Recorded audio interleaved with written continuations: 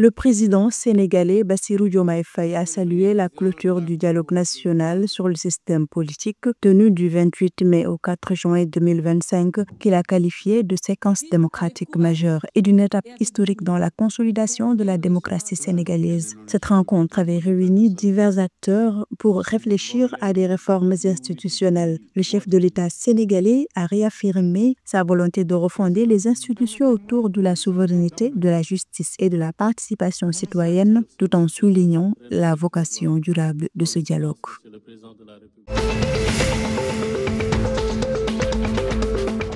En mai 2025, l'inflation au Ghana est tombée à 18,4%, atteignant ainsi son niveau le plus bas depuis plus de 3 ans. Selon le service statistique du Ghana, ce recul significatif s'explique principalement par la diminution des tarifs de transport et le ralentissement de l'inflation hors alimentation. Il s'agit de la 5e baisse consécutive enregistrée cette année, signalant un ralentissement soutenu de la hausse des prix.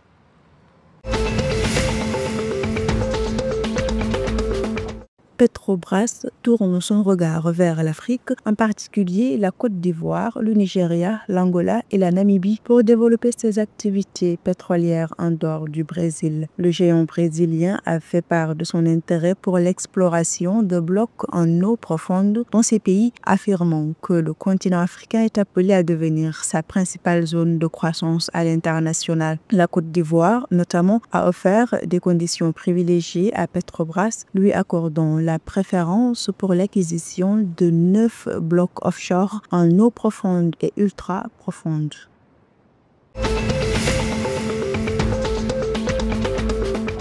Le retrait du groupe militaire Wagner du Mali est désormais acté. Présente dans le pays depuis 2021, la milice russe, considérée comme un pilier du dispositif sécuritaire malien depuis la rupture avec la France, s'efface au profit d'une nouvelle entité, l'Africa Corps. Cependant, une partie importante des effectifs de Wagner sera réaffectée à l'Africa Corps, une structure militaire mise en place sous la supervision directe du ministère russe de la Défense.